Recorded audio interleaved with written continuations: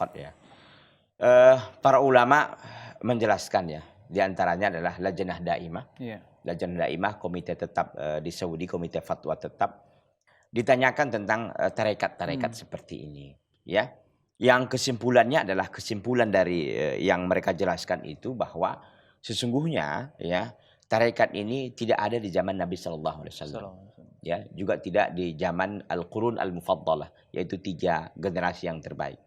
Jadi zaman Nabi bersama sahabatnya, zaman sahabat dan zaman tabi'ut tabi'in, ya. Jadi di zaman Nabi SAW itu tidak ada, zaman sahabat juga tidak ada, tabi'in juga, tabi'ut tabi'in juga tidak ada. Yang disebut dengan al-qurun al-mufaddalah. Kan khairun nasi qarni, thumma alladhina yalunahum, thumma alladhina yalunahum. Sebaik-baik manusia adalah orang yang hidup di zamanku. Yaitu para sahabat, dan yang setelah mereka yaitu tabi'in, dan yang setelah mereka tabi'ut tabi'in.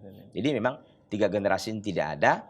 Oleh karena itu kata para ulama terkait dengan tarekat-tarekat dengan berbagai macam bentuknya, ya, dengan berbagai macam bentuk dan tata caranya pun berbeda-beda itu. Dan inovasinya banyak. Dan memang mereka ini memiliki makom-makom.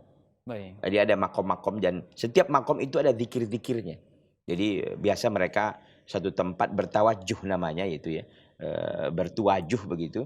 Mereka itu dikasih tempat kelambu begitu, dan mereka berzikir, ada yang 10.000 kali, ada yang 49.000 kali dalam kelambu itu, dan tata caranya tertentu mereka buat sendiri ya, tidak ada tuntunan dan ajaran dari Nabi Muhammad SAW. Saya meyakini bahwa mereka ingin kebaikan.